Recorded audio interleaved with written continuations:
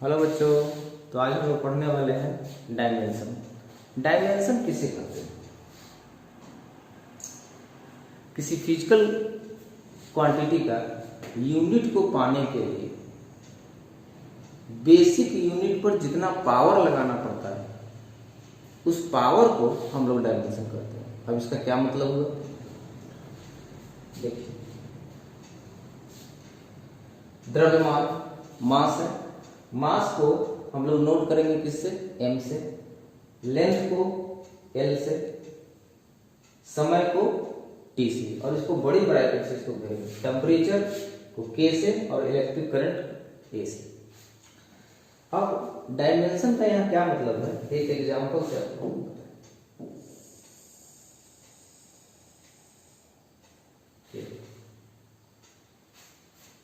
जैसे area. Area क्या है? एक फिजिकल क्वांटिटी है। इसका यूनिट हमको पाना है। तो यूनिट पाने के लिए क्या किए? सबसे पहले इसका हम लोग फॉर्मूला लिख देते हैं। तो फॉर्मूला क्या है एरिया का? L into B. अब इसका डायमेंशन को पाने के लिए यहाँ एरिया है तो इसको क्या लिख सकते हैं? इसको A लिख दें। Area length and breadth. तो लेंथ का डायमेंशन L से नोट करेंगे तो यहाँ क्या लिखेंगे? L। याद रहेगा, लेंथ को हम लोग डायमेंशन लिखेंगे L और इसको बड़ी ब्रैकेट से के अंदर लिखेंगे। और ये ब्रेथ, लेंथ का अगर L है तो ब्रेथ का भी क्या होगा? L ही होगा। अगर लंबाई को हम लोग मीटर में माप रहे हैं तो उसका जो चौड़ाई होगा उसको भी मीटर में मापेंगे, उसका जो गहराई होगा वो भी मीटर में मापेंगे। सारा लेंथ है तो ब्रेथ की जगह भी क्या आ जाएगा? इसका भी L आ जाएगा। अब क्या होगा?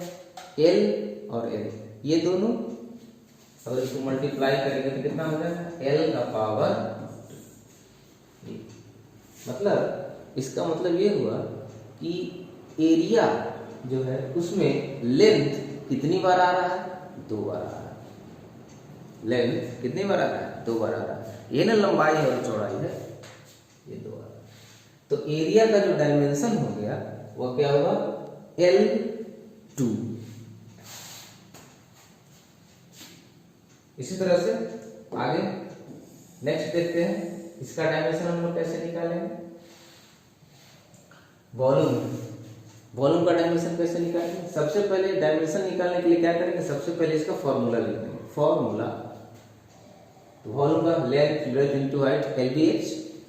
तो यहाँ v लिख दिए और लेंथ के जगह पर L बड़ी ब्रैकेट से, ब्रेथ के जगह भी L और हाइट की जगह भी L। और इसमें कितना L हो गया? L into L into L। तो L टू द पावर कितना हो जाएगा? तो वॉल्यूम का जो है डायमेंशन कितना हो जाएगा? L3। मतलब वॉल्यूम में लेंथ कितनी बार आ रहा है? 3 बार आ रहा है। आते हैं अगला डेंसिटी का निकालना है। तो डेंसिटी का फॉर्मूला लिख दिए। क्या होता है डेंसिटी का फॉर्मूला? Mass by volume. तो मास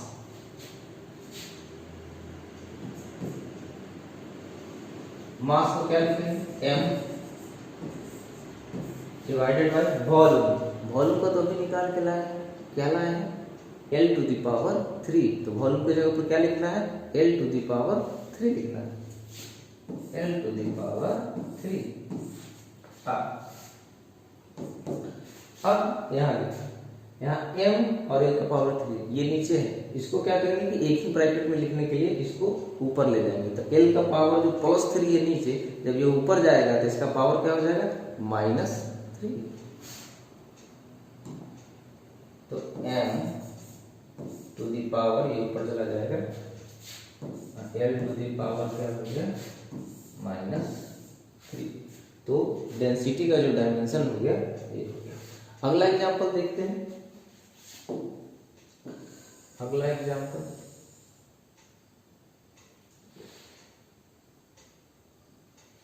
क्या है? वेलोसिटी का क्या लिखते हैं? v। डिस्प्लेसमेंट क्या है? डिस्प्लेसमेंट भी तो एक लंबाई है ना, एक लेंथ ही है ना, तो इसका डिस्प्लेसमेंट को क्या करेंगे, एल लिख देंगे।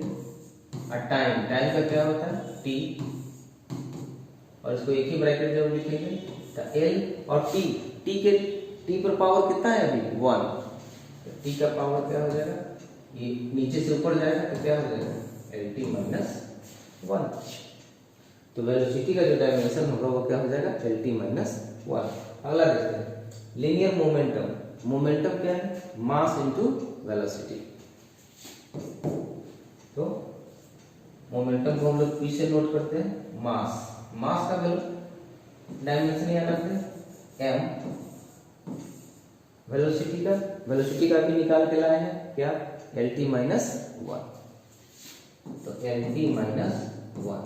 अब यहाँ पर दो ब्रैकेट को एक ब्रैकेट में हम लोग को लाना है, तो यहाँ क्या करेंगे, P equal to M L T minus 1। तो ये मोमेंटम का ये डायमेंशन। अगला एग्जांपल देखते हैं। अगला एग्जांपल जो है वह है एक्सेलरेशन। एक्सेलरेशन क्या है, change in velocity by time. ये फॉर्मूला है, तो इसको लिखेंगे। देखिए ये सब जितना भी है ये आगे चैप्टर वाइज में पढ़ना है, क्योंकि हम लोग यहाँ पर डायमेंशन निकाल रहे हैं इसलिए डायरेक्ट यहाँ फॉर्मूला लिख दिए हैं। लेकिन आगे नेक्स्ट चैप्टर में हम लोग को ये पढ़ना है, हर एक टॉपिक पर अलग अलग हम लोग को पढ़ना है। चेंज इन वेलोसिटी क्या देखिए, ये वेलोसिटी, तो वेलोसिटी का क्या है, एल टी माइनस 1 और डिवाइडेड बाय टाइम, तो टाइम का क्या लिख देंगे, टी। अब इसको जब सॉल्व करेंगे, इसको जब ऊपर ले जाएंगे तो ये क्या हो जाएगा, एल टी माइनस 1, ये तो ऊपर में है ही एल टी माइनस 1, और ये भी ऊपर चला जाएगा। तो जब ये ऊपर जाएगा तो t माइनस 1 यह भी हो जाएगा, और इक्वल टू एल, टी पर पावर यहाँ माइनस 1 और माइनस 1, तो t का पावर क्या हो जाएगा, t का पावर माइनस 2। तो ये एक्सेलरेशन का ये डायमेंशन हो गया एल टी माइनस। आगे आते हैं, आगे क्या है, प्रेशर।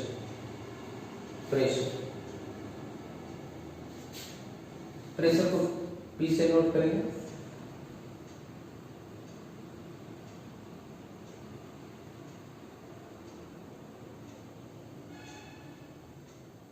प्रेशर को P से नोट करेंगे। ये फोर्स का क्या होता है, फोर्स का फॉर्मूला क्या है, अगर ये फोर्स है, अगर हमको निकालना है यहाँ फोर्स का क्या डायमेंशन है, तो हम लोग लिख देंगे क्या, एम ए, फोर्स का जो फॉर्मूला होता है एम ए और डिवाइडेड बाय एरिया। अब एम क्या है, यहाँ पर मास है, और ए क्या है, एक्सेलरेशन। तो ऐसे भी निकाल सकते हैं कि एम और ए का एल टी माइनस 2। तो ये जो डायमेंशन हो गया ये फोर्स का हो गया, और डिवाइडेड बाय एरिया। एरिया का कितना है, एरिया का क्या निकाले थे पहले, एल का पावर 2। अब क्या होगा, ये प्लस 2 कहाँ चला जाएगा, ऊपर, ये प्लस 2 ऊपर चला जाएगा। तो ये एम एल टी माइनस 2 ये तो रहेगा, अब ऊपर चला जाएगा तो एल का पावर क्या हो जाएगा, माइनस 2 हो जाएगा, एल का पावर माइनस 2 हो जाएगा। अब इसको क्या करेंगे कि यहाँ भी एल है और यहाँ भी एल है, इन दोनों पावर को क्या करेंगे, एक साथ ले लेंगे। तो एम एल 1 और माइनस 2 कितना हो जाएगा, माइनस 1, और T to the power minus 2। तो ये हो गया किसका, प्रेशर का डायमेंशन हो गया। आगे आते हैं अब नेक्स्ट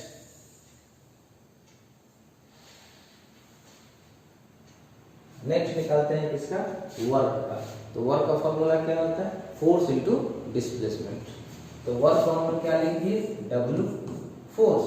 फोर्स का तो अभी निकाल के लाए हैं, क्या लाए हैं, mL_t-2, ये फोर्स का होता है, और ये हो गया डिस्प्लेसमेंट। तो फिर से डिस्प्लेसमेंट क्या है, लेंथ है, तो इसके जगह पर क्या रख देंगे, लेंथ रख देंगे। ये हो गया L। अब यहाँ पर m, L का पावर, यहाँ L है और यहाँ L है, तो L का पावर 2 हो जाएगा, L का पावर 2 और T का पावर क्या हो जाएगा, -2। तो वर्क का जो डायमेंशन हो गया वो क्या हो गया, mL2T-2। अब देखते हैं अगला पावर। पावर का जो फॉर्मूला होता है, पावर का जो फॉर्मूला होता है वो क्या होता है, वर्क बाय टाइम। अब वर्क, तो वर्क का डायमेंशन यहाँ रखेंगे, वर्क का डायमेंशन अभी निकाल के लाए हैं ये वाला, तो क्या लिखेंगे यहाँ पर, mL2T-2 और डिवाइडेड बाय टाइम। टाइम का क्या हो जाएगा, सीधे T हो जाएगा बराबर। अब इसको क्या कर देंगे, सॉल्व कर देंगे इसको, तो क्या होगा, mL2T पर पावर, ये -2 है, आई ऊपर जाएगा तो -1, तो T कितना है, T-3।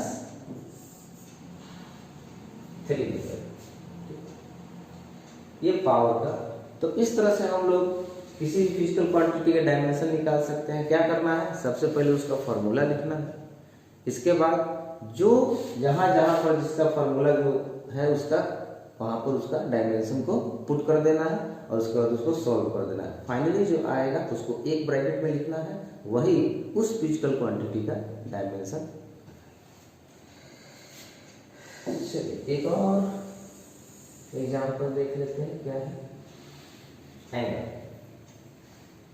देखिए जो एंगल क्या है, आर्क बाय रेडियस। अब जो आर्क है, आर्क भी एक लेंथ होता है और रेडियस भी होता है, वह भी लेंथ होता है। तो अगर हम इसका यहाँ पर L रखें, इसका अगर हम L रखें, यहाँ L रख दिए, किसका L रख दिए, आर्क का L रख दिए, ठीक। और रेडियस जो है इसका भी क्या है, क्योंकि यह भी लेंथ है तो इसका भी लेंथ रख दिए। अब ये दोनों लेंथ, तो दोनों जो लेंथ होगा वह इधर कट जाएगा, ये तो क्या हो जाएगा, इससे ये क्या हो जाएगा, कैंसिल हो जाएगा। हालांकि काट कर नहीं दिखाते हैं, लेकिन ये L से L कैंसिल हो जाएगा, तो इसका कोई डायमेंशन नहीं होगा। तो ये एंगल जो होगा वह डायमेंशन लेस होगा।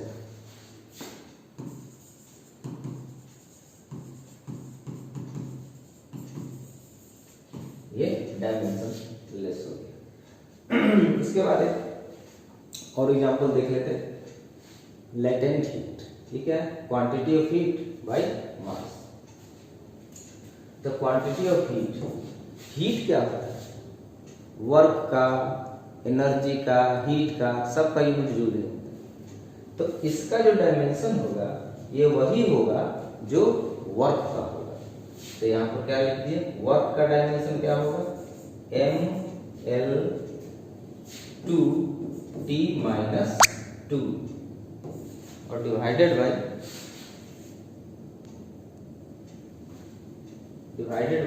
मास।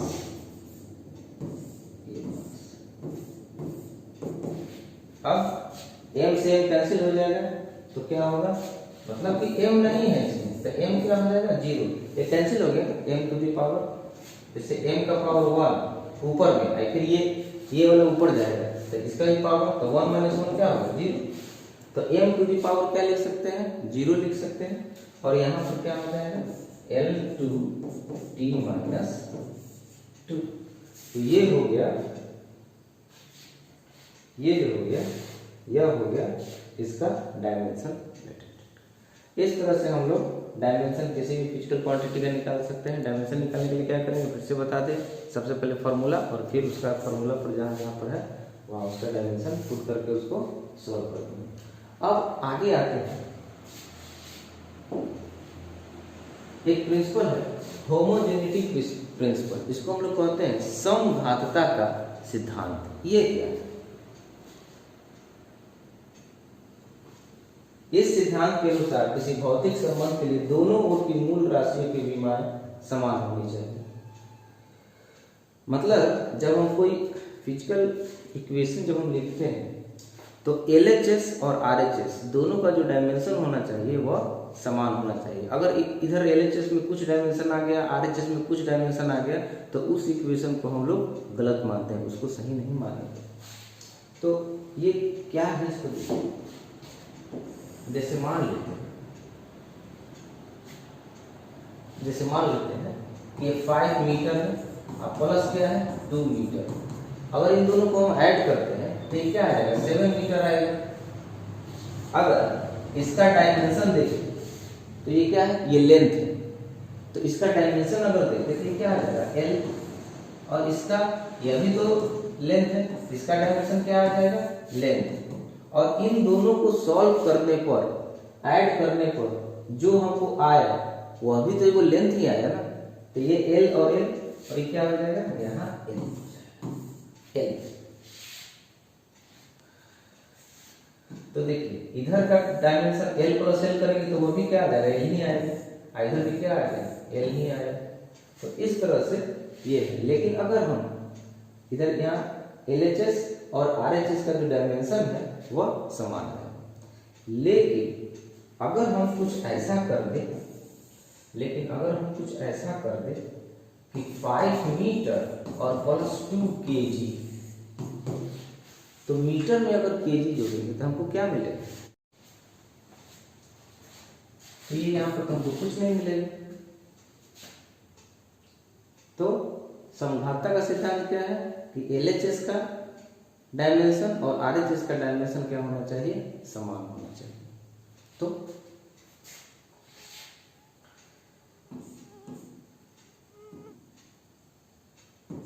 एट मीटर प्लस 12 मीटर, फिर से वही एग्जाम्पल दे रहे हैं, ये क्या हो जाएगा 20 मीटर, यहाँ L, यहाँ L और यहाँ L। ये LHS और RHS का डायमेंशन क्या है, समान है। हर एक टर्म का डायमेंशन क्या है, समान है। इसी को हम लोग क्या कहते हैं, होमोजेनिटी का सिद्धांत, प्रिंसिपल ऑफ होमोजेनिटी। ठीक,